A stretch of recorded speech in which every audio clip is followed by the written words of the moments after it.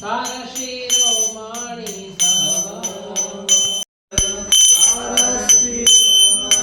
केवल आनंद कंद केवल केवल आनंद कंद केवल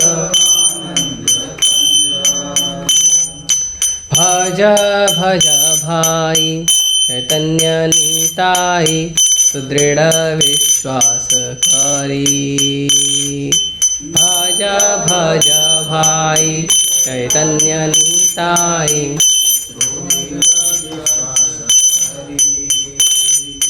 भज भज भाई चैतन्य निताई सुदृढ़ विश्वास करी भज भज भाई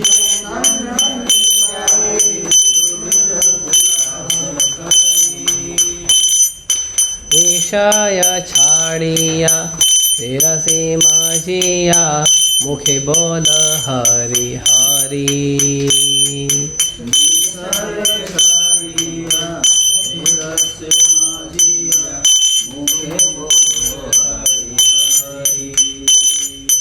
विषय छाड़िया सिर से माझिया मुखे बोलो हरि हरि विषय छाड़िया सिर से माझिया मुखे बोलो हरि हरि देखो रे भाई त्रिभुवने नाई हे मनो दयाल दाता देखो रे भाई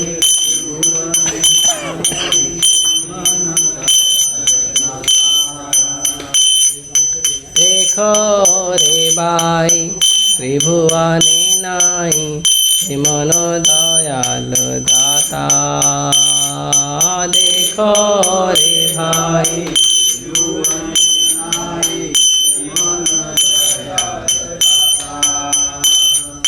पशु पाखी झोरे पाषाण बिदारे सुनियार गुण गाथा पशु पाखी झोरे पाषाण बिदारे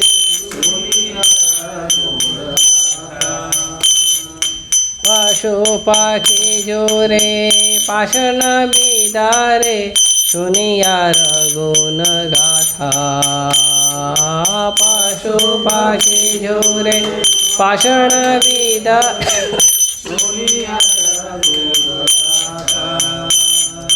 संसारे मजिया रहिले पड़िया ते पदे नाहिल आशा संसार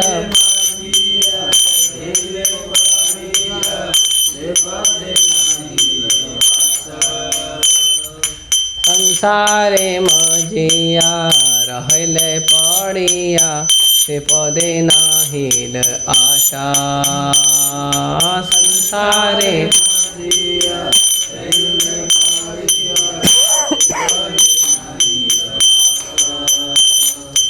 आपन कराम हो जाए समान आपन कराम हो जाए समान आपन कराम हो जाए समान आपन कराम कहे लोचन दास कहे लोचन दास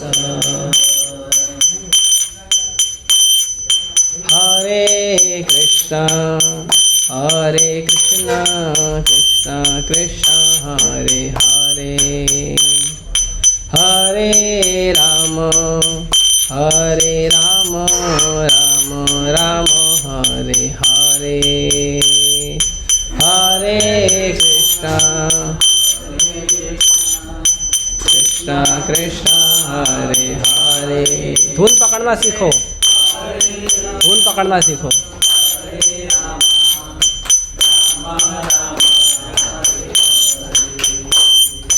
हरे कृष्ण कृष्ण कृष्ण हरे हरे हरे राम राम राम हरे हरे हरे कृष्णा कृष्णा कृष्ण हरे हरे हरे राम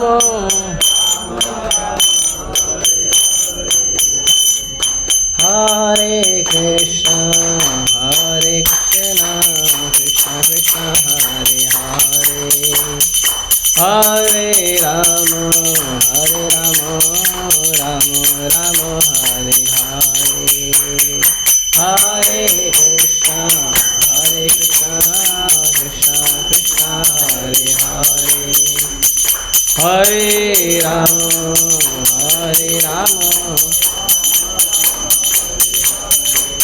हरे कृष्ण कृष्ण कृष्ण हरे हरे हरे राम राम राम हरे हरे हरे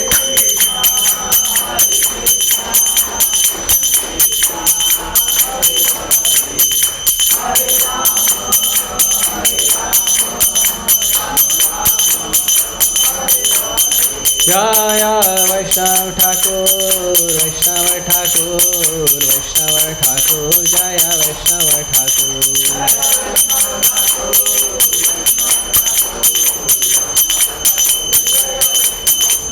प्रभुपाद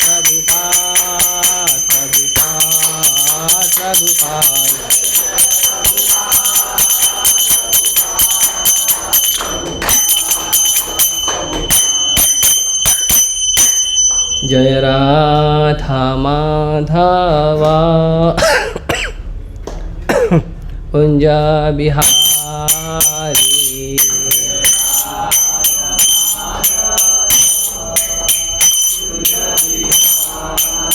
जय राधा माधवा कुंज बिहारी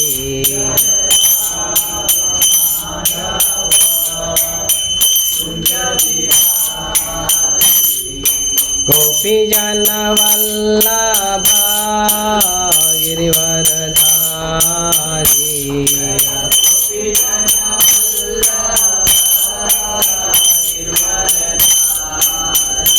जय गोपी जन वल्लभा गिरिवरधारी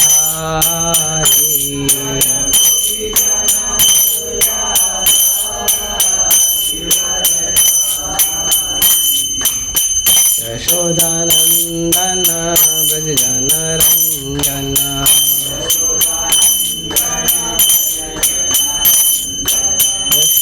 यशोदानंदन ब्रज जन रंजन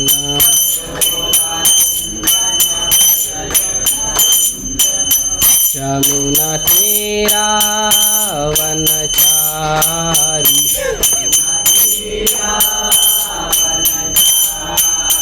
यमुना तेरा वनचारी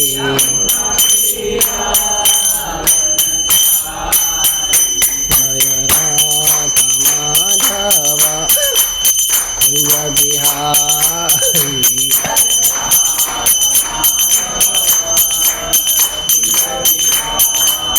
जय राधा माधवा कुंज बिहारी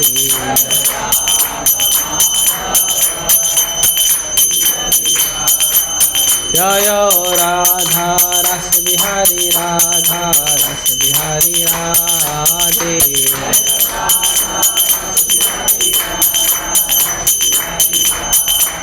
जय सीताराम लक्ष्मण हनुमान सीताराम लक्ष्मण हनुमान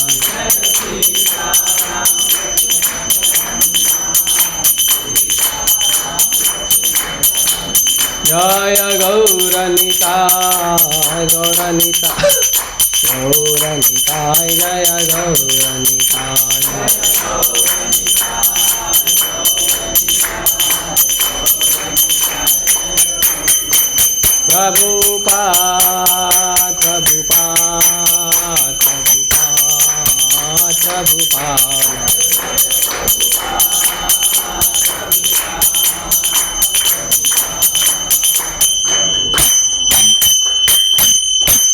ओम नमो भगवते वासुदेवाय। ओम नमो भगवते वासुदेवाय। ओम नमो भगवते वासुदेवाय। ओम अज्ञानतिमिरन्धस्य ज्ञानाञ्जनशलाकया चक्षुरुन्मिलितं येन तस्मै श्रीगुरुवे नमः। श्रीचैतन्यमनोभीष्टं स्थापितं येन भूतले स्वयं रूपकदा मह्यं ददाति स्वपदान्तकं। वन्देऽहं श्रीगुरो श्रीयुतापदकमलं श्रीगुरून् वैष्णवांश। श्रीरूपं साग्रजातं सगणरघुनाथान्वितं तं सजीवं साद्वैतं सावधूतं परिजनसहितं कृष्णचैतन्यदेवं श्रीराधाकृष्णपादान् सहगणललिता श्रीविशाखान्वितांश। नमामि विष्णुपादाय कृष्णपृष्ठाय भूतले श्रीमते भक्तिवेदान्तस्वामिनिति नामिने। नमस्ते सारस्वते देवे गौरवाणी प्रचारिणे निर्विशेषशून्यवादी पाश्चात्यदेशतारिणे। नमामि विष्णुपादाय कृष्णपृष्ठाय भूतले श्रीमते भक्तिसिद्धान्त सरस्वतीति नामिने। श्रीवार्षभानवी देवी दयिताय कृपाब्धये कृष्णसम्बन्धविज्ञानदायिने प्रभवे नमः। माधुर्योज्ज्वल प्रेमाढ्य श्रीरूपानुगभक्तिदा श्रीगौरकरुणाशक्ति विग्रहाय नमस्ते। नमस्ते गौरवाणी श्रीमूर्तये दीनतारिणे रूपानुगविरुद्धापसिद्धान्तध्वान्तहारिणे। नमो गौरकिशोराय साक्षात् वैराग्यमूर्तये विप्रलम्बरसाम्बोधे पादाम्बुजाय ते नमः। नमो भक्तिविनोदाय सच्चिदानन्दनामिने गौरशक्तिस्वरूपाय रूपानुगवराय ते। गौराविर्भावभूमिस्त्वं निर्दिष्टा सज्जनप्रिय वैष्णव सार्वभौम श्रीजगन्नाथाय ते नमः। वाञ्छाकल्पतरुभ्यश्च कृपा सिन्धुभ्येव च पतितानां पावनेभ्यो वैष्णवेभ्यो नमो नमः। नमो महावदन्याय कृष्णप्रेमप्रदायते कृष्णाय कृष्णचैतन्य नाम्ने गौरतुषे नमः। पंचतत्त्वात्मकं कृष्णं भक्तरूपस्वरूपकं भक्तावतारं भक्ताख्यं नमामि भक्तशक्तिकं। हे कृष्ण करुणा सिंधु दीनबंधु जगत्पते गोपेश गोपिकाकान्त राधाकान्त नमस्तुते। जयतां सुरतरुपङ्गो मन्मथैर्गति मत्सर्वस्य पादाम्भोजो राधा मदन मोहनो। दिव्यवृन्दारण्यकल्पद्रुमादः श्रीमद्रत्नागार सिंहासनस्थौ श्रीमद्राधाशीलगोविन्ददेवो प्रेष्ठालिभिसेवो मानव स्मरामि। श्रीमान् रासरसारम्भी वंशीवट्तटे स्थितः कर्षन्वेणुस्वनैर्गोपी गोपीनाथाय श्रीयस्तुनः। तप्तकाञ्चन गौरांगी राधे वृंदावनेश्वरी वृषभानुसुते देवी प्रणमामि हरिप्रिये।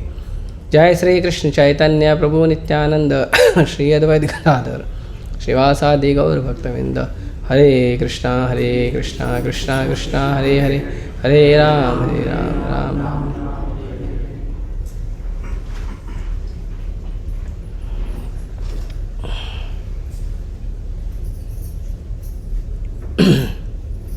अरे आप आ गए कैसे?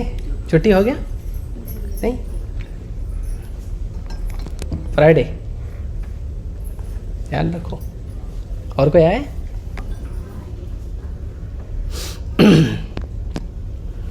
हरे कृष्णा।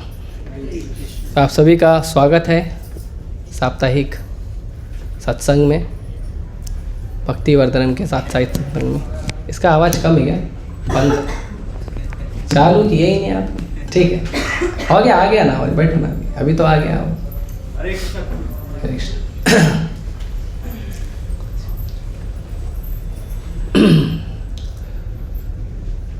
तो प्रभुपाद जी ने हमें 4 सिद्धांत दिए हैं, 4 नियम नहीं। जो 4 नियम है वो अलग है, 4 सिद्धांत है वो अलग है। 4 नियम है नशा नहीं करना, मांसाहार नहीं खाना, अवैध संबंध नहीं बनाना, जुआ सट्टा नहीं खेलना, ये 4 नियम है। लेकिन इसके अलावा 4 सिद्धांत भी दिए हैं प्रभुपाद जी ने। 4 सिद्धांत जिसके आधार पे इस्कॉन के सारे कार्य चलते हैं। इस्कॉन में जितना भी कार्य होता है ये 4 सिद्धांत के आधार पे होता है, प्रभुपाद जी ने दिए हैं। इस्कॉन एक ऐसी संस्था है जिसको आप पारदर्शी संस्था कह सकते हैं।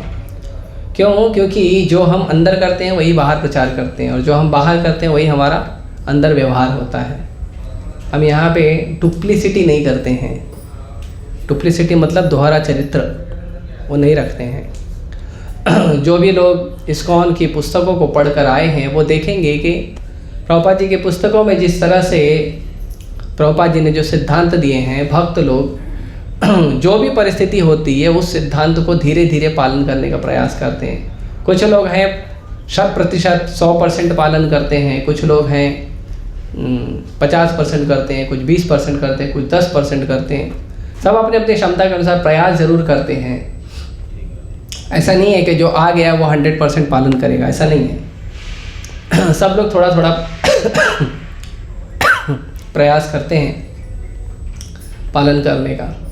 तो प्रभुपाद जी के संस्था में जो सबसे पहला नियम है, सिद्धांत है, प्रभुपाद जी ने कहा है कि ये संस्था किस लिए बनाई गई है। इस संस्था को बनाने का क्या कारण था? पहले भी प्रचार होता था, चैतन्य महाप्रभु ने प्रचार किया, नित्यानंद प्रभु ने प्रचार किया, और कई सारे श्रेष्ठ आचार्य आए।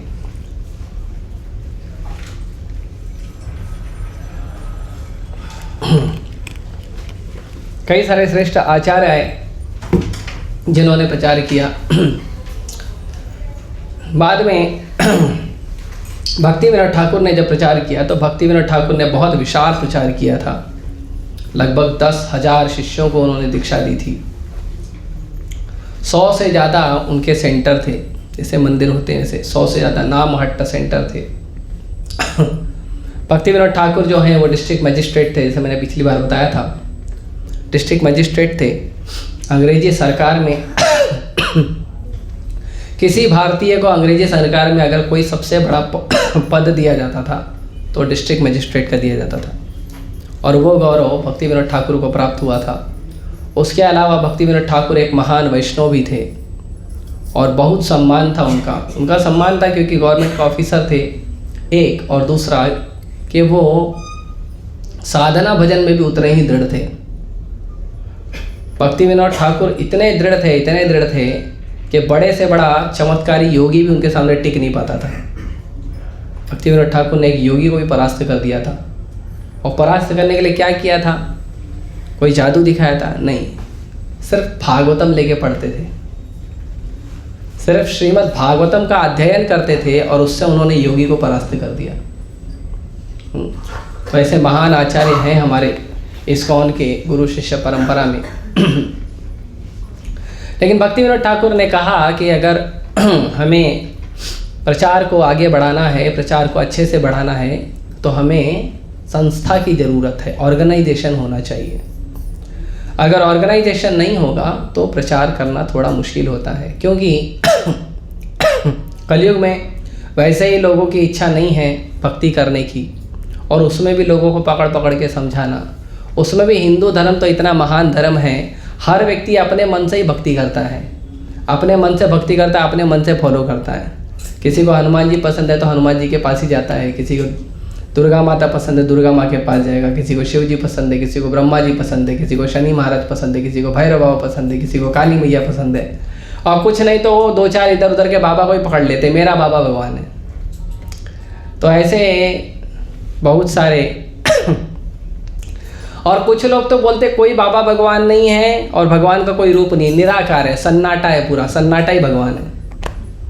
तो ऐसे बहुत सारे हिंदू धर्म में लोग मिलेंगे आपको जो अपने अपने मर्जी के अनुसार भक्ति करते हैं। अब उन लोगों को पकड़ पकड़ के गीता का ज्ञान सुनाना, भागवतम का ज्ञान सुनाना, ये बहुत मुश्किल होता है अगर आप कोई संस्था का निर्माण नहीं करते हो। तो जब ये आदेश उनको मिला अपने पिताजी से, भक्ति विनोद ठाकुर से मिला, भक्ति सिद्धांत सरस्वती ठाकुर गोसाई महाराज को, तो उन्होंने संस्था का निर्माण किया और उस संस्था का नाम रखा गौड़ीय मठ।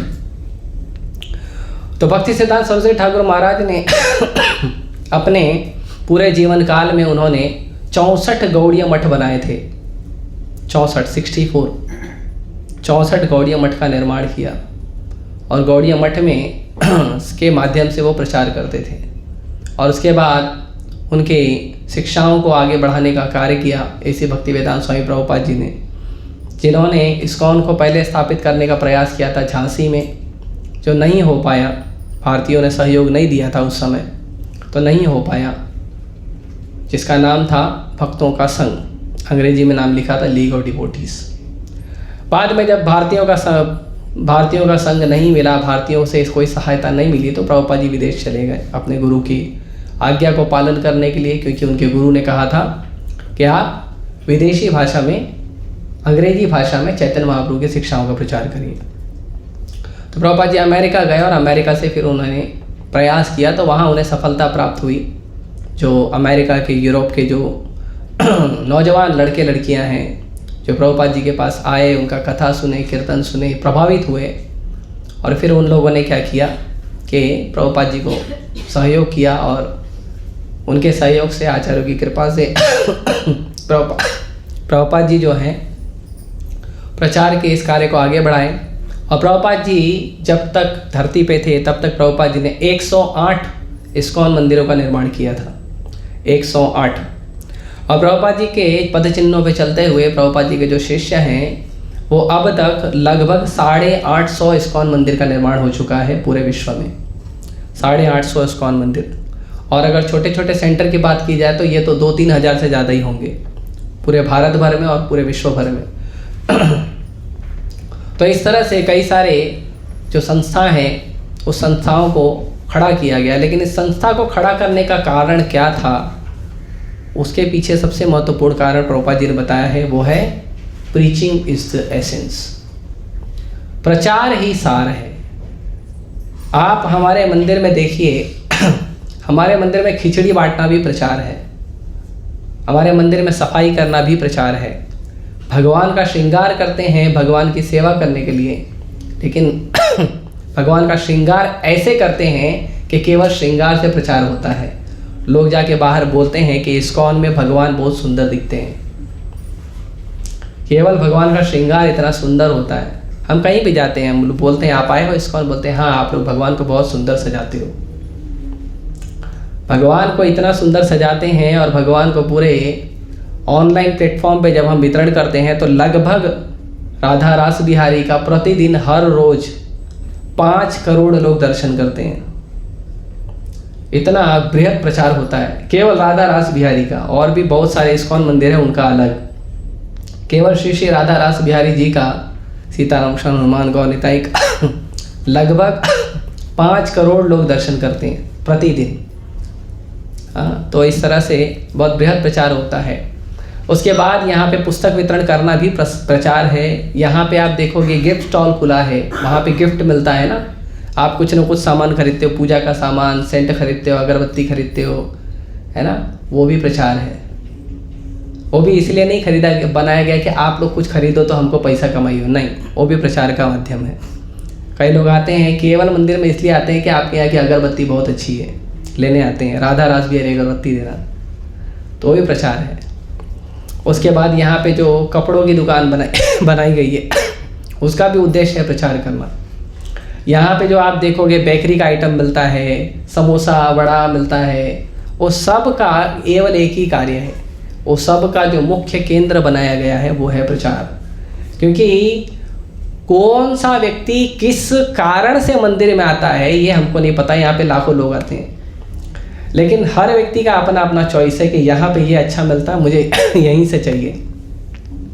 एक बार कुछ लोग आए थे मिलने के लिए, जो मेरे परिचित लोग थे, जानते थे तो वो लोग आए थे, तो मैंने उनको पूछा कि आज कुछ विशेष है, आज आए हो? क्योंकि वो लोग कभी कभी आते थे, रोज तो आते नहीं थे, मतलब हर हफ्ते में नहीं आते थे। अभी आप लोग तो आते हो हर हफ्ते, तो मैं जिस दिन नहीं आते उस दिन पूछता हूँ क्यों नहीं आए थे, राइट? लेकिन जो नहीं आता वो जिस दिन आता उसको पूछता हूँ क्यों आए हो तो मैंने उनको पूछा आप क्यों आए हो, तो उन्होंने कहा कि मेरी बिटिया है, ये बोल रही थी कि जुहू बीच पे पानी पूरी खाने जाना है। तो मैंने मेरी बिटिया को बोला जुहू बीच पे पानी पूरी अच्छा नहीं मिलता है, जुहू में अच्छा मिलता है, राधा रास बिहारी मंदिर में अच्छा मिलता है, चलो वहाँ जाएंगे। तो हम पानी पूरी खाने आए थे।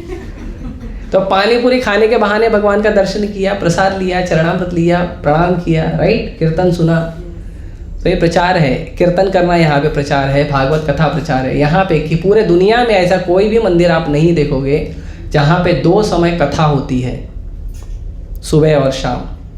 सुबह श्रीमद् भागवतम कथा होती है और शाम को भगवत गीता। पूरे दुनिया में एक भी मंदिर इस्कॉन के अलावा आप नहीं देखोगे जहाँ पे कथा हर रोज होती है। भक्त कथा में बैठे हो या ना बैठे हो, कथा जरूर होगी। और उसके अलावा हमारे संडे के दिन, रविवार के दिन लगभग 100 प्रोग्राम होते हैं, शनिवार और रविवार, केवल कथा कथा कथा कथा। और हॉल तो इतने बुक होते हैं जिसका कोई हिसाब नहीं है। कई बार हम लोग को सीढ़ियों पे बिठा के 10-15 लोग को बोलना पड़ता है, कथा करना पड़ता है, इतना प्रचार होता है। तो इस्कॉन का जो मुख्य कारण है, प्रभुपाद जी ने जो बनाया इस्कॉन संस्था को, उसका मुख्य कारण प्रभुपाद जी ने बनाया है प्रचार।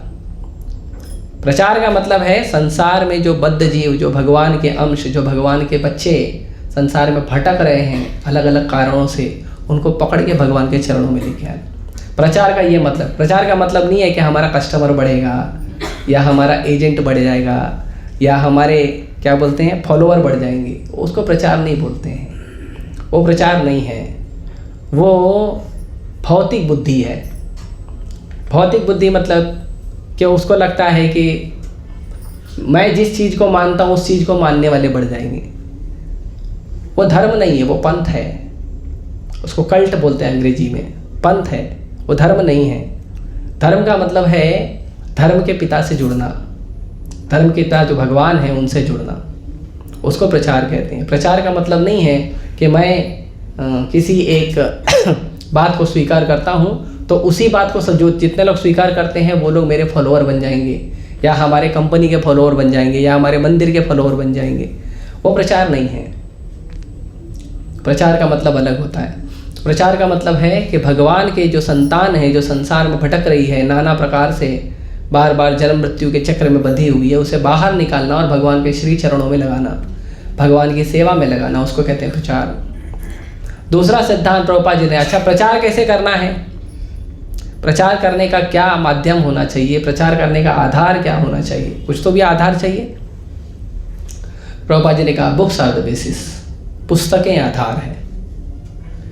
आप जो प्रचार कर रहे हो, कोई व्यक्ति मंदिर में आया है, किसी कारण से आया हो, कोई आया हो जिसको प्रसाद अच्छा लगा हो, कोई आया हो भगवान का श्रृंगार अच्छा लगा हो, कोई आया हो मंदिर में साफ सफाई अच्छी लगी हो, कोई आया हो उसको मंदिर का कीर्तन अच्छा लगा हो, कोई आया उसको मंदिर का आरती अच्छा लगा है। कुछ लोग आते हैं तारीफ करते हैं आपका मंदिर का टाइमिंग बहुत परफेक्ट है, 4:30 मतलब 4:30 बजे मंदिर खुलेगा और 5 बजे बंद मतलब 5 बजे बंद हो जाएगा, है ना। 7 बजे गौर आरती चालू होनी चाहिए तो 7 बजे गौर आरती चालू हो जाएगी। तो कुछ लोग ऐसा तारीफ करते हैं कि बाकी मंदिरों में तो हम कहीं देखे हैं कहीं कम ज़्यादा होता भी है, आपके मंदिर में तो बिल्कुल नहीं होता, राइट। तो कई लोग कई अलग अलग कारण से आते हैं। कुछ लोग प्रसाद खाने आते हैं, कुछ लोग गोविंदा में घूमने आते हैं, अच्छे रेस्टोरेंट में खाना खाना है, गोविंदा में आते हैं और गोविंदा में आके मंदिर का दर्शन करने आ जाते हैं। तो कई लोगों के कई कारण हैं, लेकिन सबका एक ही आधार होना चाहिए और वो है पुस्तक, प्रभुपाद जी के ग्रंथ। कोई व्यक्ति किसी भी कारण से हमारे मंदिर में आ रहा है, हम लोगों से जुड़ रहा है, उस व्यक्ति को चाहिए कि वो जरूर पुस्तकें पढ़े। बिना पुस्तक पढ़े आप इस्कॉन को कभी नहीं समझ पाओगे, कभी नहीं समझ पाओगे। ऐसा कोई व्यक्ति नहीं है जो प्रभुपाद जी के ग्रंथों को पढ़े बिना इस्कॉन को समझ पाएगा। और अगर आपने इस्कॉन को नहीं समझाना तो फिर भक्ति में आगे बढ़ना बहुत मुश्किल है। मतलब इस्कॉन में जो भक्ति कर रहे हैं, बाकी तो अलग अलग जगह अलग अलग नियम होगा, पर हमारे मंदिर में भक्ति करना और भक्ति में आगे बढ़ने का मतलब है पुस्तकों को पढ़ना, ग्रंथों को पढ़ना चाहिए। ये ग्रंथ क्या है? ये भगवान की वाणी है, ये भगवान का संदेश है आपके लिए। आप लोग व्हाट्सएप पे, फेसबुक पे, इंस्टा पे मैसेज पढ़ते हो ना, भगवान का भी मैसेज है आपके लिए भगवत गीता के अंदर, उसको पढ़ना चाहिए। भगवान ने मैसेज किसके लिए दिया? अर्जुन के लिए। अर्जुन तो माध्यम था, अर्जुन को भगवान डांट के बोलते चल मार, तो मार देता अर्जुन। अर्जुन को गीता सुनाने की आवश्यकता नहीं थी, पर भगवान ने अर्जुन को भगवान ने माध्यम बनाया कि वो अर्जुन माध्यम बने और ये भगवद गीता जो है वो सालों सालों तक, युगों युगों तक धरती के लोगों को प्राप्त हो।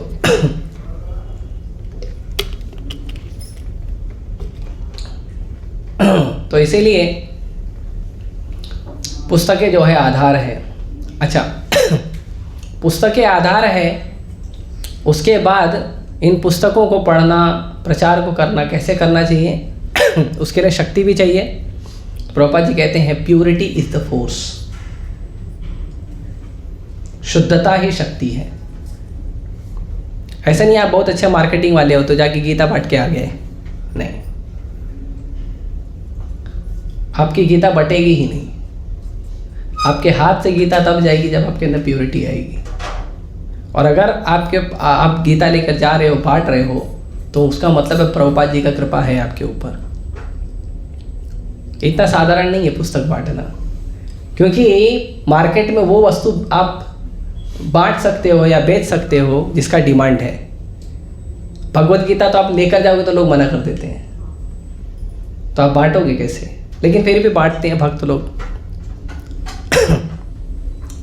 फिर भी बांटते हैं भक्त लोग। पिछले साल आपका जुहू मंदिर लगभग 8 लाख भगवद गीता का वितरण किया है, एक ये मंदिर, बाकी मंदिरों का बात नहीं कर रहा हूँ। केवल आपका जो राधा रास बिहारी मंदिर है 8 लाख भगवद गीता का वितरण किया है, केवल 1.5 महीने के अंतराल में। 1.5 महीने में 8 लाख, साल भर का अलग है, ठीक है। तो कैसे करते हैं? क्योंकि ये उत्साह होता है भक्तों का। एक बार प्रभुपाद जी के पास, प्रभुपाद जी के कुछ शिष्यों ने अमेरिका का नंबर 1 बुक सेलर, अलग अलग पुस्तक बेचने वाले अलग अलग लोग होते हैं, मार्केटिंग वाले बहुत सारे लोग होते हैं। तो जो मार्केटिंग वाले लोग थे उसमें एक व्यक्ति था जो अमेरिका में नंबर 1 बुक सेलर था। मतलब वो बुक लेता था फटाफट बेच लेता था, उसको बहुत टेक्निक पता था पुस्तक में। तो प्रभुपाद जी के शिष्यों ने उनको पकड़ के लेके आया और उनको कहा कि प्रभुपाद जी हमेशा जोर देते थे पुस्तकों का वितरण करो, पुस्तकों का वितरण करो, ज़्यादा से ज़्यादा पुस्तकों का वितरण करो। तो भक्त लोग पकड़ के लेके आए उसको। प्रभुपाद जी को बोले कि ये जो व्यक्ति है, ये व्यक्ति बहुत अच्छा पुस्तक वितरण करता है, ये अमेरिका का नंबर 1 बुक सेलर है। प्रभुपाद जी उसको देखे, बोले ये नहीं कर पाएगा। आप सोचिए, नंबर 1 बुक सेलर आके खड़े हुआ है और उसको एक साधु बोलता है ये मेरा बुक नहीं वितरण नहीं कर पाएगा, बेच नहीं पाएगा, कैसा लगेगा? बुरा लगेगा ना। तो बोलता है कौन सी बुक है आपकी, लाओ मैं वितरण करके दिखाऊं। प्रभुपाद जी बोले आप नहीं कर पाओगे, क्यों जबरदस्ती करें? बोला नहीं, मैं लाओ मैं करके दिखाऊं। प्रभुपाद जी इसको 4-5 बुक दे दिए, बैग दे दिए, बोले जाओ जाओ करके दिखाओ। तो वो गया और जाने के बाद पूरा 24 घंटा, जितना भी टाइम उसने दिया होगा, 10 घंटा 12 घंटा, बहुत प्रयास किया, एक भी बुक नहीं गया, एक भी बुक नहीं गया। फिर वो वापस आया, उसको लगा शायद कल कुछ प्रॉब्लम हो गया था, आज ट्राई करता हूँ। दूसरे दिन फिर ट्राई किया, एक भी बुक नहीं गया। फिर तीसरे दिन ट्राई किया, एक भी बुक नहीं गया। तो आया गोपा जी को बोला क्या है तुम्हारी बुक में, जाते ही नहीं।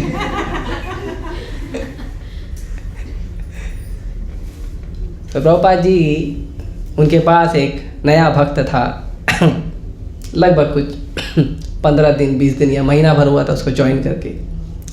प्रभुपाद जी उसको दिए और जितना बुक इसको दिए थे उसका 3 गुना बुक इसको दे दिए, लड़के को, नए भक्त को, और बोले ये जाए ये करके दिखाएगा, जाओ इसके साथ कैसे करता है देखो।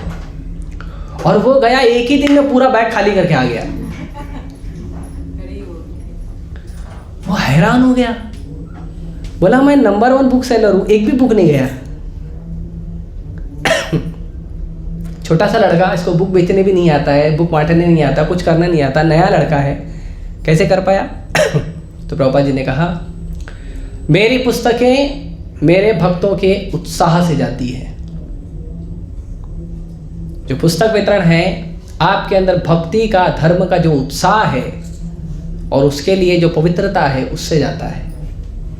ऐसे ही नहीं, ठंडी का महीना चल रहा है, कई लोग तो सुबह जल्दी उठते ही नहीं हैं, कई लोग घर से नहीं निकलते हैं। अब मुंबई में तो पता नहीं चलता है ठंडी और गर्मी। जाओ थोड़ा मुंबई के बाहर, यही नासिक चले जाओ, अभी हमारे एक भक्त, कुछ भक्त लोग गए हैं, नासिक में हैं, 12-13 डिग्री वहाँ पे ठंडी चल रहा है। भक्त लोग बोलते हैं प्रभु जी सुबह उठना प्रॉब्लम होता है। हाँ, उसके बाद वो लोग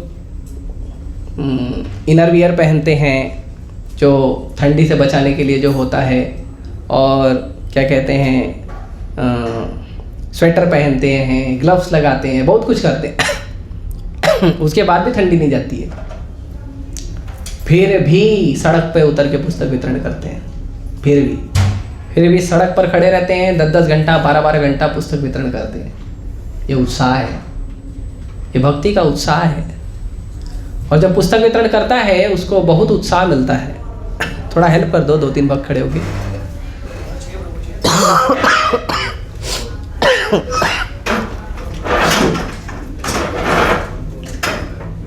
आवाज मत करो, हेल्प करो।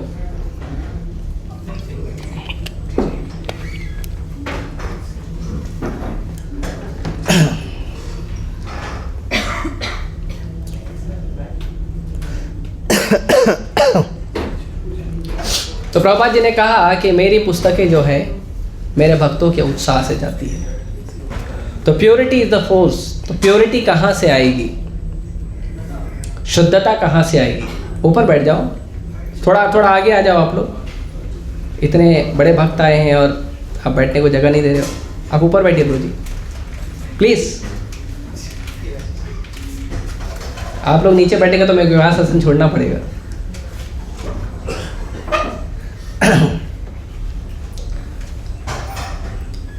तो शुद्धता कहाँ से आएगी, प्योरिटी कहाँ से आएगी? तो प्योरिटी का तो इस्कॉन में तरीका है, भगवान का नाम जप करना, ग्रंथों को पढ़ना, चरण अमृत लेना, प्रसाद लेना, कीर्तन करना, कथा सुनना, ये सब प्योरिटी है। तुलसी महारानी को प्रणाम करना, परिक्रमा करना, बहुत सारे तरीके हैं हमारे अंदर शुद्धता आने की।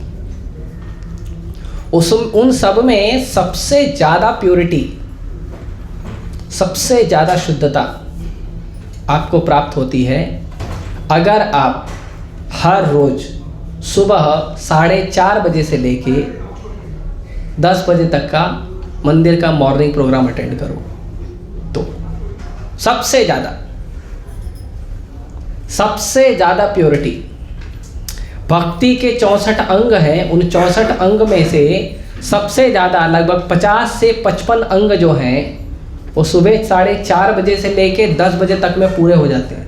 लगभग 50 से 55 अंग भक्ति रसामृत सिंधु में वर्णन किया गया भक्ति के 64 अंगों के बारे में। ये 64 अंगों में से लगभग 50 से 55 अंग जो हैं सुबह 4:30 से 10 बजे में पूरे हो जाते हैं। जिसमें आता है आपका मंगला आरती, भगवान का दर्शन, नरसिम्हा आरती, तुलसी आरती, उसके बाद बैठकर जप करना भक्तों के साथ, उसके बाद श्रृंगार आरती, गुरु पूजा, फिर भागवतम क्लास, और उसके बाद महाप्रसादी गोविंदे, है ना। तो ये जो है ये बहुत महत्वपूर्ण है, ये हमें शुद्धता देने वाला है। यदि आप प्रतिदिन ये चीज़ करते हैं तो आपके अंदर प्योरिटी अपने आप आएगी, बहुत सारी आएगी।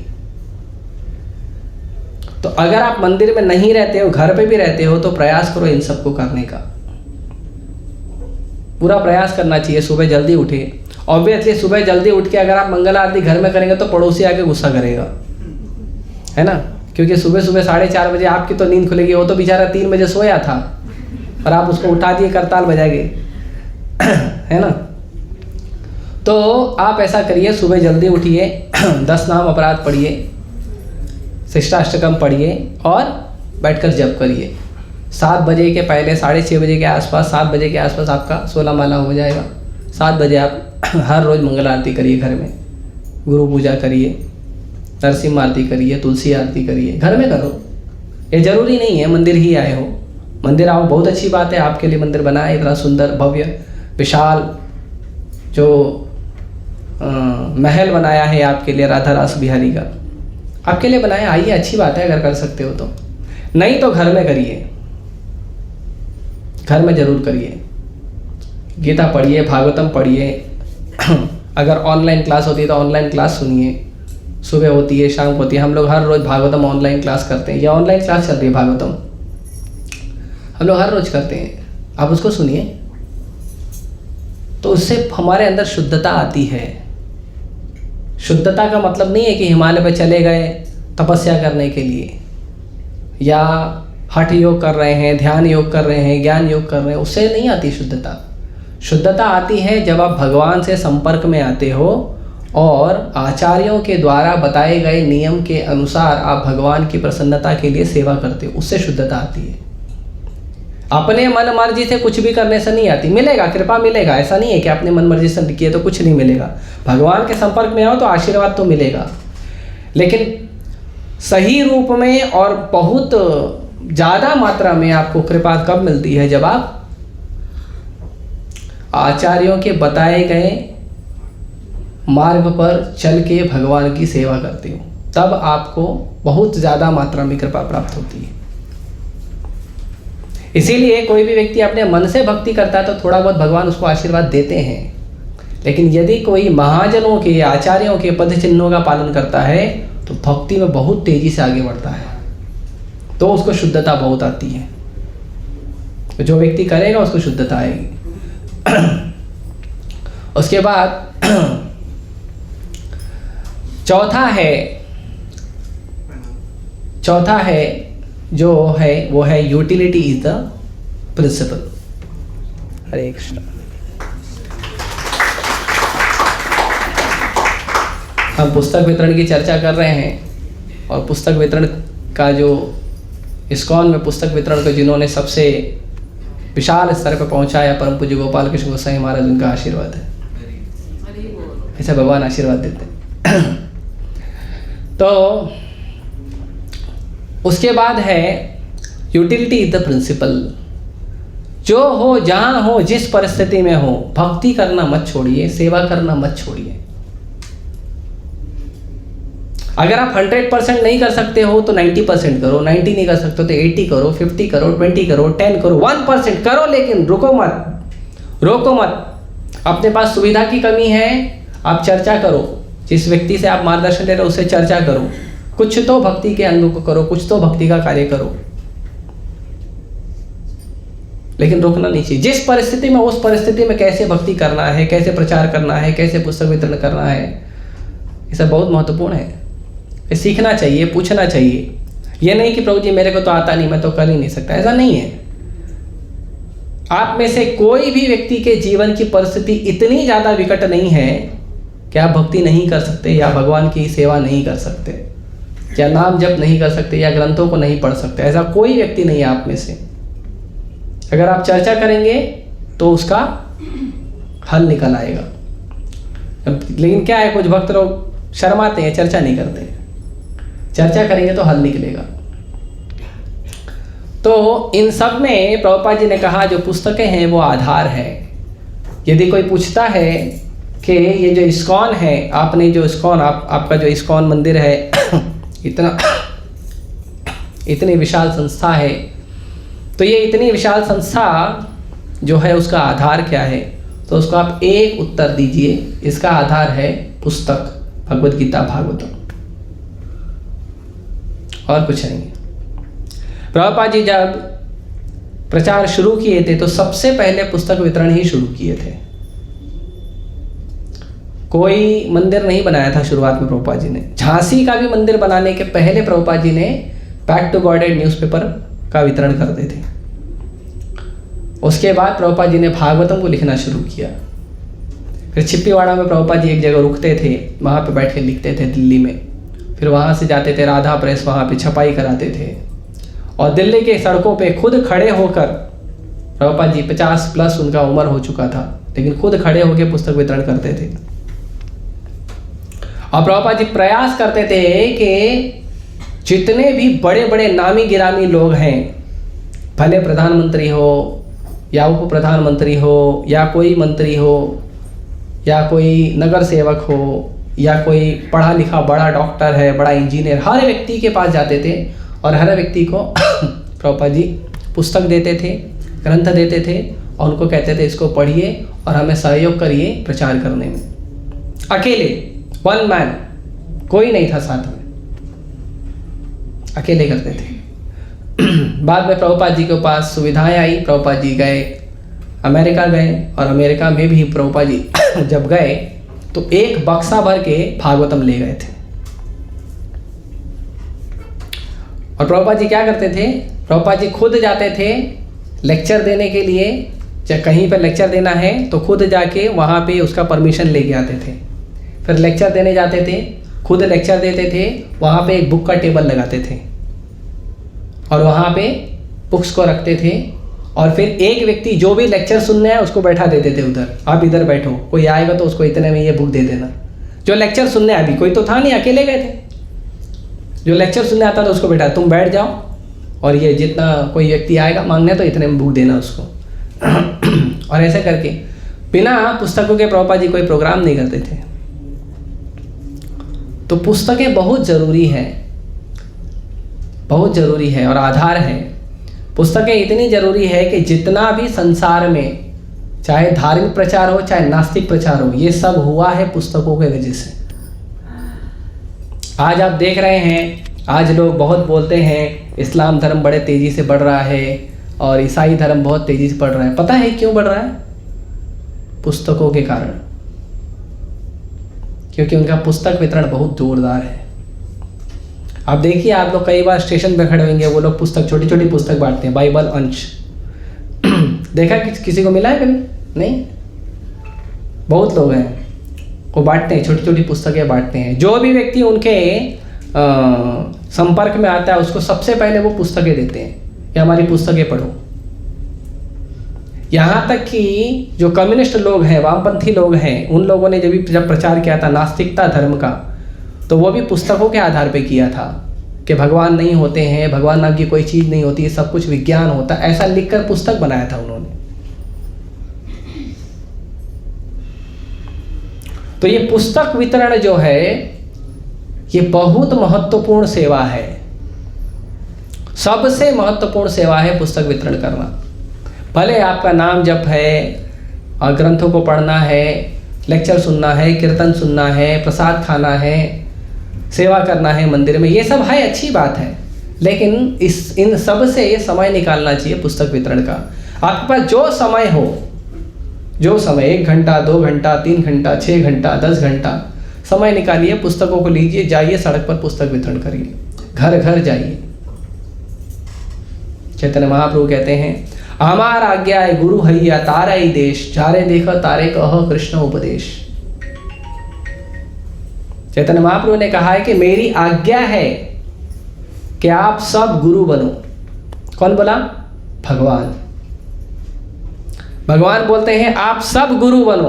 तो गुरु बन के क्या करना है? चेला बनाना है?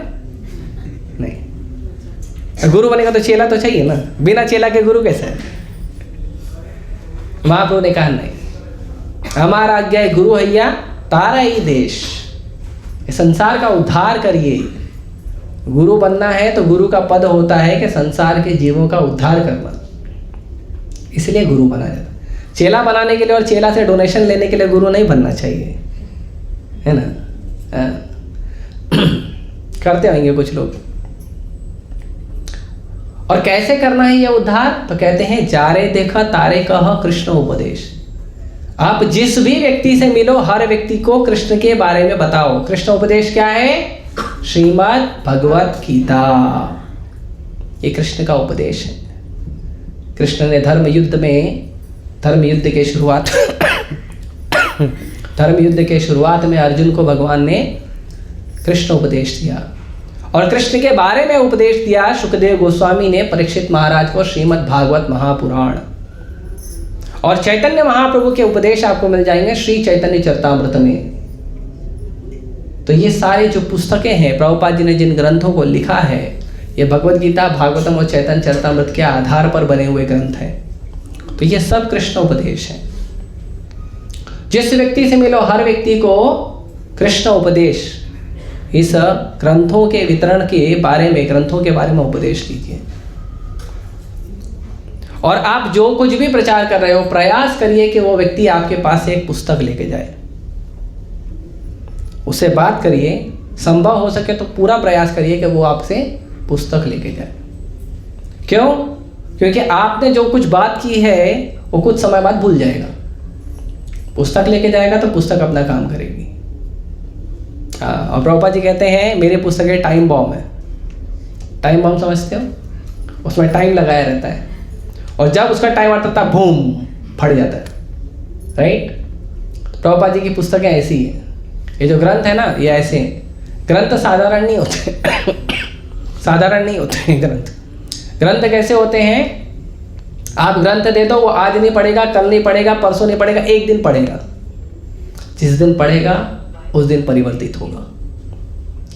और ये ग्रंथ इतने महत्वपूर्ण हैं, इतने सुंदर हैं कि ये ग्रंथों को यदि कोई पढ़ेगा नहीं, छुएगा भी, देखेगा भी तो भी आशीर्वाद मिलेगा। क्योंकि इतनी शुद्धता से प्रभुपाद जी ने इन ग्रंथों को बनाया है। इसके लिए भगवत गीता नाम सुनते ही सबसे पहला जो फोटो सामने आता है वो होता है इस्कॉन की भगवत गीता का फोटो आता है। हाँ, आप देख लो, कोई व्यक्ति गीता पे प्रवचन देने के लिए पोस्टर बनाएगा, उसमें एक फोटो डालेगा इस्कॉन की गीता का। बाद में भले अपनी बेचेगा, लेकिन फोटो इस्कॉन की गीता का ही डालेगा। हाँ? और इस्कॉन के इतिहास में, पूरे संसार के इतिहास में जितने भी प्रकाशन पुस्तक छापते हैं, जितने भी अलग अलग प्रकाशन होते हैं पुस्तक छापने वाले, उन सारे प्रकाशनों में जो भक्ति वेदांता बुक ट्रस्ट, जिसमें इस्कॉन की पुस्तकें छपती है प्रभुपाद जी की, वो सबसे नंबर 1 है। उसने Guinness book of world record में अपना नाम लिखाया है। और अब तक के लगभग 50 वर्षों में इस्कॉन ने 55 करोड़ भगवत गीता का वितरण किया है।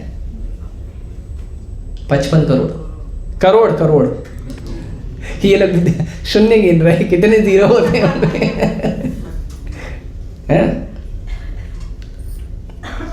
लेकिन 55 करोड़ बहुत कम है, क्योंकि संसार की आबादी है 750 करोड़, है ना? तो सबके पास अभी तक पहुंचा नहीं, तो हमको ये काम हमारा है ना? तो हमें प्रयास करना चाहिए। खुद भी लीजिए 5 गीता 10 गीता खुद ले लीजिए और दूसरों को भी बांटिए। खुद भी गीता लीजिए, 5 गीता 10 गीता खुद लीजिए और खुद ले जाके लोगों को दीजिए। किसी के बर्थडे में, किसी के शादी में ले जाकर दीजिए। खुद रखिए अपने पास गीता ले जाकर, प्रयास करिए वितरण करने का प्रयास करिए। गीता लेकर जाइए, वितरण करिए, वितरण करने का प्रयास करिए। लोग खरीदेंगे, लोग लेंगे। और प्रयास करिए फ्री में मत दीजिए। फ्री में लोग सम्मान नहीं करते हैं। आप उनको दीजिए, उनसे कुछ लक्ष्मी लीजिए। भले आप उनको चाहते हो कि आप उसको फ्री में दे सकते हो, 200 रुपये की गीता आप चाहते हो कि 200 रुपये कोई दिक्कत नहीं, हम दे देंगे फ्री में, कोई दिक्कत नहीं। उससे कुछ लक्ष्मी लीजिए, 50 रुपये, 100 रुपये, 150 रुपये, कुछ लीजिए लक्ष्मी। क्योंकि वो जेब से पैसा देगा ना तो पढ़ेगा, एक पेज तो पढ़ेगा। हाँ, पैसा देगा तो एक पेज तो पढ़ेगा। तो इसके लिए प्रयास करना चाहिए कि हर व्यक्ति को पुस्तक वितरण किया जाए। इसीलिए इस्कॉन के लोग पैसा लेते हैं। कई बार लोग बोलते हैं, अरे कैसे लोग पाप कर रहे हो तुम, पाप।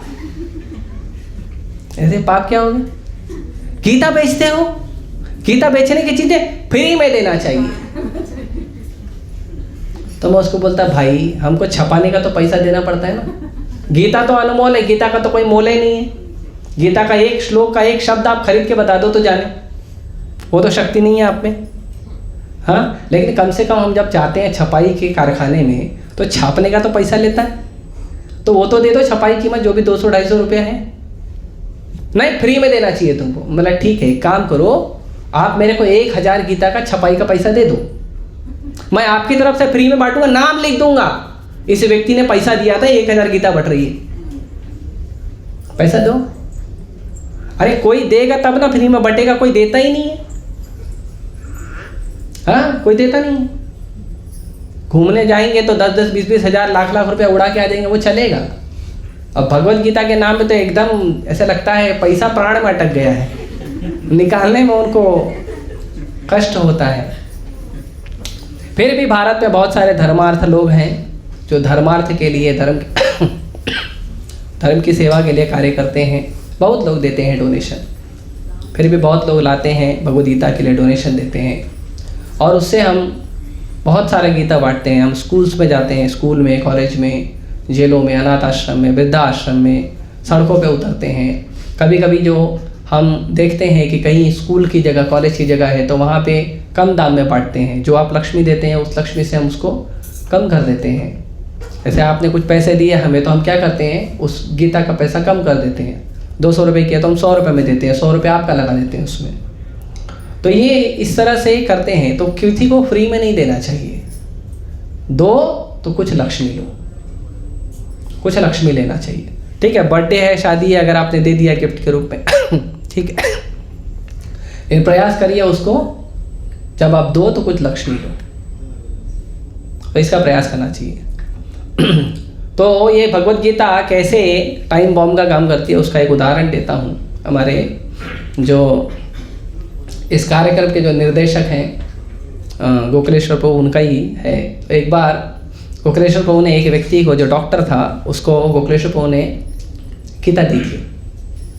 वो गीता लिया और ले जाके उसको घर पे रख दिया और वो व्यक्ति 20 साल बाद मिला गोकुलेश्वर प्रभु को और बाद में मिलके बोलता है, आपसे मैंने गीता खरीदी थी, मेरा नुकसान हो गया, मुझे आपसे गीता नहीं लेनी चाहिए थी। तो क्यों, क्या नुकसान हो गया? बोला मेरा बेटा पढ़ के ब्रह्मचारी बन गया।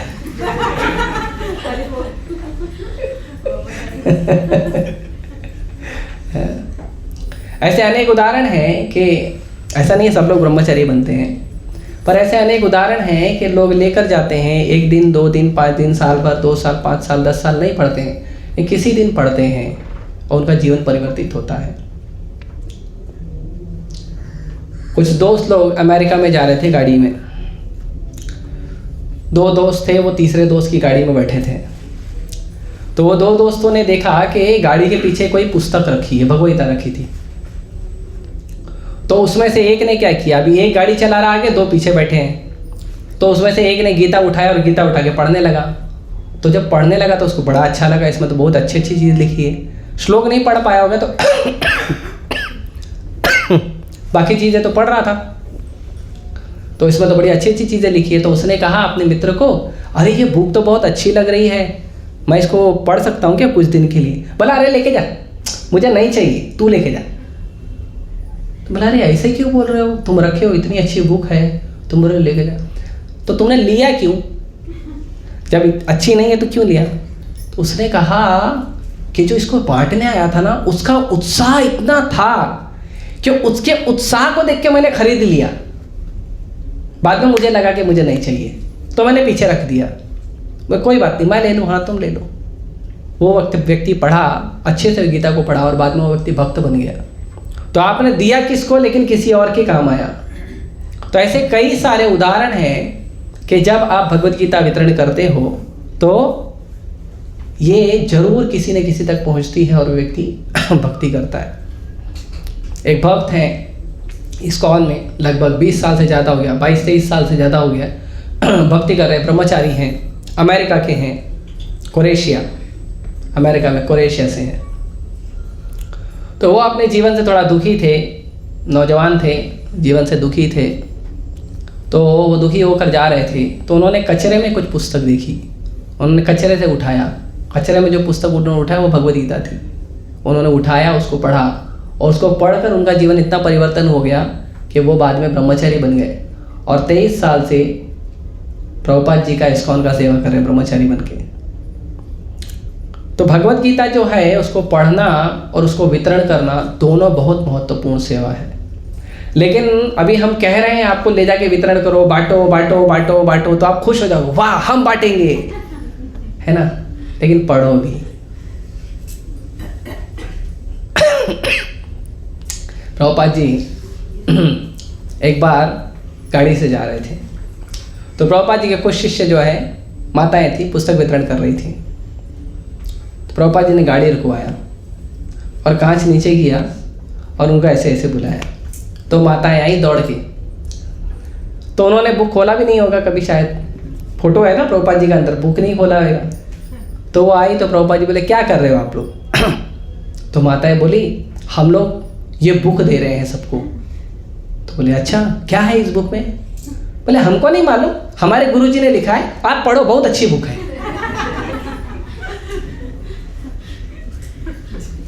तो प्रभुपाद जी बोले ठीक है, अच्छी है, पर इसमें क्या लिखा है कुछ तो बताओ।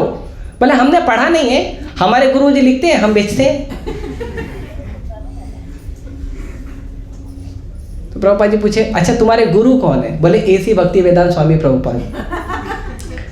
तो पहले तो इतना व्हाट्सएप ये सब होता नहीं था, तो फोटो देखा नहीं था प्रभुपाद जी का। तो प्रभुपाद जी बोले मैं प्रभुपाद हूँ जिसने ये बुक लिखा है, ऐसा मत करो तुम लोग। बाद में प्रभुपाद जी मंदिर गए और बाद में प्रभुपाद जी ने सबको कहा कि ऐसा मत करिए, आप पुस्तक वितरण करते हैं, थोड़ा पढ़िए भी, थोड़ा तो पढ़िए, कुछ तो कम। नई गीता आप नए नए हो, एकदम हो, कम से कम 1-2 दिन लीजिए, भूमिका तो पढ़िए, भगवद गीता का इंट्रोडक्शन तो पढ़िए कि गीता क्या है। पता ही है इंट्रोडक्शन में प्रभुपाद जी ने खुद लिखा है, जब भगवद गीता को वितरण करने का समय था और बहुत ज़्यादा डिमांड हो रही थी कि पुस्तकों को देना है, गीता को देना है, तो उस समय गीता छपी नहीं थी, तो प्रभुपाद जी ने उस समय इंट्रोडक्शन टू गीता लिखा था, वही है भूमिका इसके अंदर। और प्रभुपाद जी ने मंगलाचरण के साथ लिखा है, गुरु और आचार्यों की प्रार्थनाओं के साथ है भूमिका। तो इसके लिए उसको भी पढ़िए, कम से कम उसको तो पढ़िए, 1-2 अध्याय पढ़िए, कुछ तो पता चलेगा, कुछ तो समझ में आएगा। तात्पर्य को पढ़ोगे और उसके बाद जब आप वितरण करने जाओगे तो फिर आप देखोगे उसका बल मिलेगा। हाँ, और जब आप वितरण करते हो तो आपको विशेष आशीर्वाद, आपको फील होगा, आप उसका आभास करोगे, ये विशेष आशीर्वाद जो है उसका आभास, जो भी किया है उसको मिला है। जो पुस्तक वितरण किया है ना उसको भगवान का, भगवान की भक्ति का, भगवान का कृपा का आभास हो जाता है। हाँ, तो इसीलिए पुस्तक वितरण करना चाहिए हर व्यक्ति के लिए, और ये सबसे महत्वपूर्ण सेवा है। इस्कॉन का जो सबसे महत्वपूर्ण कार्य है वो है लोगों तक भगवान का संदेश पहुंचाना। तो हम लेक्चर के माध्यम से पहुंचाते हैं, हम और अलग अलग माध्यम से पहुंचाते हैं, और उसमें सबसे जो विशाल माध्यम है पहुंचाने का वह है पुस्तक वितरण। तो दिसंबर में गीता जयंती आती है, ज़्यादातर दिसंबर में आती है, 11 दिसंबर को इस बार है, 11 दिसंबर 2024 मोक्षदा एकादशी। भगवान ने एकादशी के दिन अर्जुन को गीता सुनाया था, मोक्षदा एकादशी के दिन, और इसीलिए दिसंबर भर में हम पूरे संसार भर में पुस्तक वितरण करते हैं, पूरे संसार में। तो हम लोग तो मुंबई में हैं, मुंबई में तो बिल्कुल ठंडी नहीं है, आप जाइए राजस्थान, दिल्ली, है ना, इतना दूर का आदमी नहीं दिखेगा। मैं यहाँ बैठा हूँ, उस छोर पे आदमी नहीं दिखेगा दिल्ली में, इतना कोहरा होता है, ठंडी होती है, जो मार्बल वगैरह होते हैं वो पसीज जाते हैं, है ना, पूरा पानी पानी हो जाता है, वो ठंडी से, ओस से पानी पानी हो जाता है, बहुत ठंडी लगती है। लेकिन भक्त लोग स्वेटर पहन के और जो भी गर्म कपड़े वगैरह पहन के, बैग लेके, और सड़कों पे घूम घूम के, सिग्नल पे खड़े होके, अलग अलग जगह जा के पुस्तक वितरण करते हैं। और ये भक्तों के उत्साह से ही जाएगा। आप ऐसा मत समझिए कि आप किसी लाइब्रेरी वाले को दे दोगे किसी बुक स्टोर वाले को दे दोगे तो वो आपको वितरण करके दे देगा, नहीं होगा। एक बार प्रभुपाद जी ने कहा था कि उनकी पुस्तकें उनके पुस्तकों का बड़े माध्यम पे उनकी पुस्तकों का वितरण होना चाहिए। तो परम पूज्य गोपाल कृष्ण गोसाई महाराज, उन्होंने एक बहुत बड़े एग्जीबिशन, एक बहुत बड़े जो बुक सेलर है उसकी दुकान पे प्रभुपाद जी की पुस्तकों को लगाया, और पुस्तकों को वितरण करने के लिए जो भी सुंदर सुंदर तरीके होते हैं, स्टैंडी लगाना और उसके डेकोरेशन करना, पूरा अच्छे से कर दिया और उसको रखा था, और महीने भर उसको रखा था कि पुस्तक वितरण होगा, लोग आएंगे, बुक खरीदेंगे। कोई नहीं लिया। फिर महाराज गए, महाराज बताए प्रभुपाद जी को, कह रहे मैं इतना मेहनत किया, ये सब किया, कोई लिया ही नहीं बुक। प्रभुपाद जी बोले ऐसे नहीं जाएगा, हमारे भक्त जब जाके वितरण करेंगे तब भगवद गीता जाएगा। तो इसके जो मेन ब्रांड एम्बेसडर हो आप लोग हो, इसके जो डिस्ट्रीब्यूटर हो आप लोग हो, और कोई नहीं करेगा। क्योंकि जो पढ़ा है, कृष्ण के गुणों को सुना है, कीर्तन सुना है, कृष्ण का दर्शन किया है, उसमें उत्साह होगा, वो जाके दूसरों को देगा, बाकी लोग नहीं कर पाएंगे। ये भक्ति ऐसी ही है, जिसको भक्ति का स्वाद लगा वही बता सकता है भक्ति क्या है। जिसने प्रभुपाद जी के ग्रंथों को पढ़ा है वही बता सकता है कि इन ग्रंथों में क्या है। जैसे हम लोग गए थे वृंदावन यात्रा, प्रभु जी आए थे हमारे साथ वृंदावन यात्रा, तो हम लोग गए थे तो वहाँ पे हमें अनंत धाम प्रभु मिले थे। अनंत धाम प्रभु का सोशल मीडिया नाम है उड़ता आकाश, है ना, कुछ लोग जानते होंगे उड़ता आकाश, आप सर्च कर लेना यूट्यूब पे इंस्टाग्राम पे, उड़ता आकाश करके नाम है। तो वो मिले थे, तो उन्होंने कहा कि ये प्रभुपाद जी के जो ग्रंथ हैं वो कोई साधारण ग्रंथ नहीं है, वो जीवन है। और जो व्यक्ति प्रभुपाद जी के ग्रंथों को पढ़कर उसके अनुसार पालन करेगा वो व्यक्ति का जीवन बहुत सुधर जाएगा। उन्होंने कहा उसका एग्जाम्पल मैं खुद हूँ। तो प्रभुपाद जी के ग्रंथ जो है वो जीवन है। यदि आप इसके लिए भगवत गीता को भारत के तो लोगों ने ऐसा नाम नहीं दिया है, लेकिन विदेश के लोगों ने नाम दिया है। भगवत गीता को कहा है, भगवत गीता क्या है, लाइफ मैनुअल है। मैनुअल मतलब जैसे आप कोई भी इलेक्ट्रॉनिक सामान खरीदो तो उसके साथ एक छोटी डायरी आती है ना, फ़ोन खरीदोगे, मिक्सर खरीदोगे, टीवी खरीदोगे तो एक डायरी आती है। वो डायरी का मतलब कि वो डायरी पढ़ के आप उस मशीन को अच्छे से यूज़ कर सकते हो, राइट। तो ये जो मशीन भगवान ने दिया है, यंत्र रूढ़ानी माया, ये जो मनुष्य शरीर का जो मशीन है उसके लिए भी भगवान ने मैनुअल भेजा है, और वो मैनुअल है भगवत गीता। ये मनुष्य शरीर को कैसे अच्छे से यूज़ करना है उसके लिए ये ज्ञान है।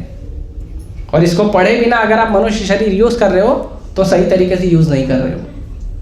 इसलिए गीता खुद के लिए भी पढ़िए, दूसरों को भी बांटिए, वितरण करिए। भगवत गीता बहुत महत्वपूर्ण ज्ञान है। भगवान स्वयं गोलोक वृंदावन से धरती पर प्रकट हो गए और युद्ध जितनी इमरजेंसी में खड़े होके, युद्ध की इमरजेंसी है, शंख दोनों तरफ बज गए हैं, कहीं से भी तीर आके लग सकता है, उतनी इमरजेंसी में भगवान ने खड़े होकर गीता का ज्ञान दिया। कोई बोलेगा टाइम नहीं है तो उसको पूछने का, अर्जुन से ज़्यादा इमरजेंसी थी क्या? अर्जुन से ज़्यादा इमरजेंसी है आपको? हाँ, मेरे पास टाइम नहीं है। अर्जुन के पास टाइम था? नहीं, मैं पढ़ूंगा तो बाबा बन जाऊंगा। अर्जुन पढ़ के बाबा बना था? अर्जुन पढ़ के क्या किया? कमंडल लेके चलेगा जंगल में? क्या किया? युद्ध लड़ा था, अपनी ड्यूटी किया। भगवत गीता ड्यूटी से भागना नहीं सिखाती है, ड्यूटी करना सिखाती है। तो हर प्रश्न का उत्तर आपको भगवत गीता में मिलेगा। जो भी प्रश्न आपको चाहिए, हर प्रश्न का उत्तर। कोई भी चीज़ पूछिए, कहीं से भी पूछिए, चाहे भगवान के बारे में पूछिए, प्रकृति के बारे में पूछिए, कर्म के बारे में पूछिए, जीव के बारे में पूछिए, किसी प्रकार का ज्ञान पूछिए। भगवान के बारे में भी जो निराकारवादी ज्ञान है, जो साकारवादी ज्ञान है, जो ध्यान योग है, ज्ञान योग है, कर्म योग है, प्रकृति के 3 गुणों की बात है, सब भगवत गीता में मिलेगा आपको। एक बुक के अंदर सारा ज्ञान है।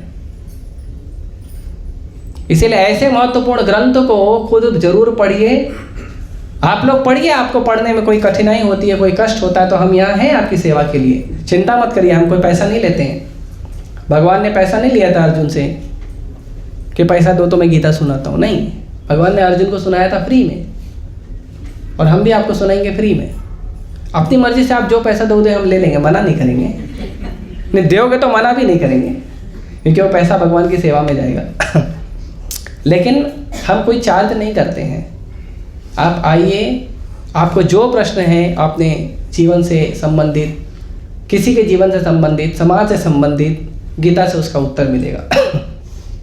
उसको पढ़िए, गीता को प्रश्न पूछिए, अपने जीवन को अच्छा बनाइए और लोगों को जाके बांटिए।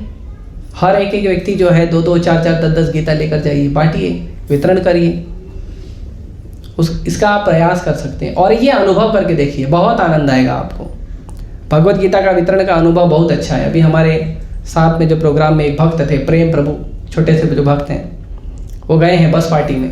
एकदम नए भक्त हैं, उन्होंने कभी मुंबई के बाहर की ठंडी का एक्सपीरियंस किया नहीं है, और वो फ़ोन किए थे नासिक से, प्रभु जी ठंडी यहाँ पे ज़्यादा है, तो मैंने बोला तपस्या करो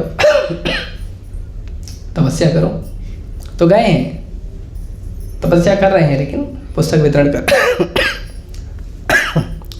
कर रहे हैं। तो इसीलिए आप सब लोग भी इसका प्रयास करिए, पुस्तक वितरण करिए। यह आनंदमय सेवा है, बहुत महत्वपूर्ण सेवा है। प्रभुपाद जी को बहुत पसंद है। प्रभुपाद जी ने कहा कि यदि आप मुझे प्रसन्न करना चाहते हो, ये प्रभुपाद जी का शब्द है, यदि आप मुझे प्रसन्न करना चाहते हो तो कृपया मेरी पुस्तक का वितरण करें। यदि आप चाहते हो कि प्रभुपाद जी आपको कृपा करें, आप पर प्रसन्न हो, तो ले जाइए भगवद गीता, पाठिए। और अगर भक्त प्रसन्न हो गया तो भगवान का तो बहुत आशीर्वाद मिलता है। ठीक है, तो इसके लिए आप ये सब करिए। तो मैं अपने शब्दों को यहीं रोक रहा हूँ। किसी का कोई प्रश्न है तो मैं पूछ सकता हूँ, क्योंकि मुझे पता है ऐसे चीज़ों पे प्रश्न ज़्यादा आते हैं। ठीक है, हरे कृष्णा। किसी का कोई प्रश्न है तो पूछिए, ऑनलाइन ऑफलाइन। गुरुजी, मैं माला ले सकती हूँ? माला? हाँ, क्यों नहीं ले सकते? माला लेने में प्रॉब्लम क्या है? मुझे आपसे आज्ञा ले रही है। आज्ञा प्रभुपाद जी ने सबको ऑलरेडी दी है, कृष्ण ने आज्ञा दी है। माला ले सकते हो, दीक्षा नहीं ले सकते।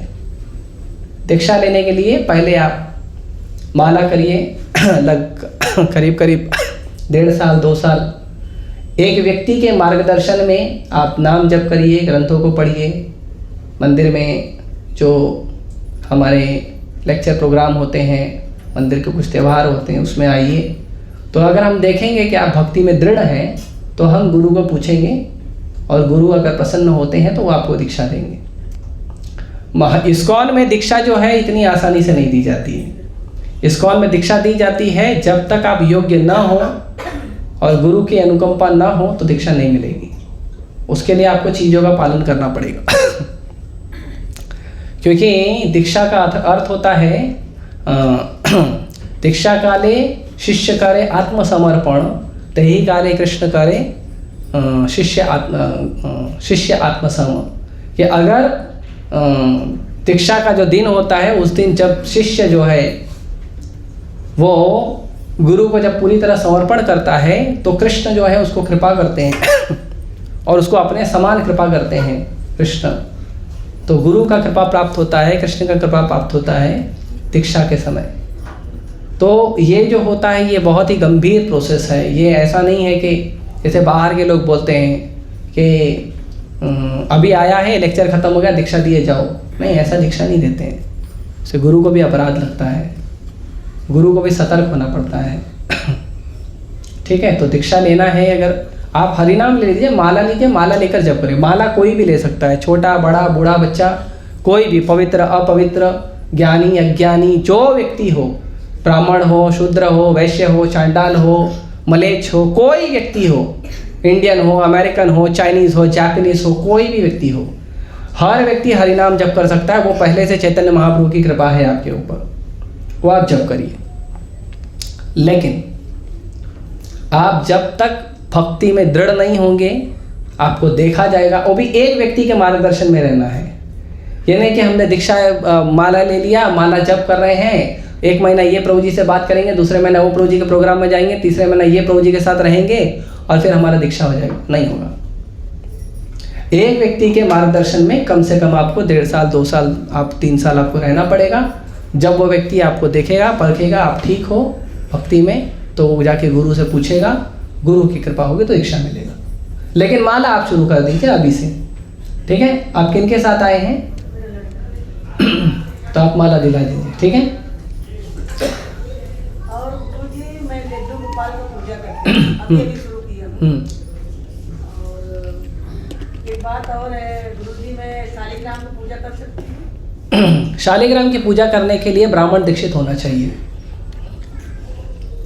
शालिग्राम स्वयं भगवान है, लेकिन फिर भी अगर आपके घर में है तो आप तुलसी और गंगा जल से उनकी सेवा करिए। वैसे शालिग्राम भगवान का षोडश उपचार होता है। षोडश उपचार वो जो ब्राह्मण दीक्षा लेते हैं उनको बताया जाता है। ब्राह्मण दीक्षा मतलब जैसे हरिनाम दीक्षा होती है, हरिनाम दीक्षा के बाद और 2-3 साल जब आप दृढ़ता दिखाते हो भक्ति में, तो आपको ब्राह्मण दीक्षा दी जाती है। तो मंत्रोच्चार से, जो भक्ति के संस्कार से आपका ब्राह्मण दीक्षा होता है, वो असली ब्राह्मण दीक्षा होता है। ब्राह्मण कुल में जन्म लेने से ब्राह्मण कोई बनता नहीं है। हर व्यक्ति, चाहे वो ब्राह्मण हो, क्षत्रिय हो, वैश्य हो, शूद्र हो या कुछ भी हो, जन्म से हर व्यक्ति शूद्र होता है। भले ब्राह्मण परिवार में पैदा हुआ है तो क्या हुआ, जन्म से शूद्र है। जन्मना जायते शूद्रा संस्कारात् भवेत् द्विजा, कि जन्म से हर व्यक्ति शूद्र होता है। जब उसको संस्कार प्राप्त होते हैं, जब उसको ब्राह्मण दीक्षा दी जाती है, तो वो द्विज बनता है। द्विज मतलब दूसरा जन्म। 3 प्रकार के जन्म होते हैं, नहीं 3 प्रकार के गुरु होते हैं। पहले गुरु होते हैं माता पिता, जो हमें जन्म देते हैं, संसार में हमें ले आते हैं। उससे बढ़कर होते हैं वो गुरु जो शिक्षा देते हैं, जो हमें ज्ञान देते हैं, शिक्षा देते हैं। उससे बड़े गुरु होते हैं जो हमें भगवान से जोड़ते हैं। इसीलिए जो आध्यात्मिक गुरु हैं वो संसार के शिक्षा देने वाले गुरु और माँ बाप से भी बड़े होते हैं। इसे कई बार बहुत बहस हो जाती है, गुरु है तो क्या माँ बाप से बड़े हैं क्या? यस, क्योंकि वो आपको भगवान से जोड़ रहे हैं। आपको फिर दोबारा कोई माँ बाप की आवश्यकता नहीं पड़ेगी, आप सीधा भगवान के धाम जाओगे। बार बार जन्म नहीं लोगे, बार बार जन्म नहीं लोगे, एक ही बार में बिजनेस खत्म, चलो भगवत धाम, भगवान के धाम जाओ। क्यों बार बार पैदा होगे? पुनरपि जननम पुनरपि मरणम पुनरपि जननी जठरे शयनम, बार बार पैदा होगे, बार बार मरोगे, बार बार माँ के गर्भ में 9 महीना उल्टा लटकोगे, राइट? वो बिजनेस खत्म करो, चलो भगवत धाम। तो गुरु लेकर जाते हैं। तो गुरु का शक्ति होता है उतना, इसीलिए गुरु सबसे बड़े होते हैं। जो गुरु आपको कृष्ण से जोड़ता है उससे बड़ा कोई नहीं है। कृष्ण से पूछोगे ना तो कृष्ण भी बोलेंगे मैं भी उससे छोटा हूँ, क्योंकि कृष्ण कहते हैं मैं अपने भक्तों के अधीन रहता हूँ। हालांकि गुरु जो है वो कृष्ण के ही सेवक होते हैं, लेकिन कृष्ण भगवान है और भगवान जो है नम्र भाव रखते हैं हमेशा। तो भगवान अपने भक्तों का सेवा करने में ज़्यादा आनंद प्राप्त करते हैं। तो गुरु वही है जो कृष्ण का सेवक है। जो कृष्ण का सेवक नहीं है वो गुरु नहीं है, ठीक है? और संस्कार होने पे द्विज होता है। फिर वेद पाठ भवेत् विप्र, जब वो वेद पाठ वगैरह अच्छे से कर लेता है तो वो विप्र बनता है। और उसके बाद ब्रह्म जानाति इति ब्राह्मण, जब वो भगवान कृष्ण को पूर्ण पुरुषोत्तम भगवान के रूप में पूरी तरह स्वीकार करता है और उनको पूर्ण पुरुषोत्तम भगवान के रूप में सेवा करता है, तब जाके वो ब्राह्मण बनता है। और ब्राह्मण से बढ़ के होते हैं वैष्णव, जो भगवान के अनन्य भक्त होते हैं, ठीक है? और कोई प्रश्न ऑनलाइन?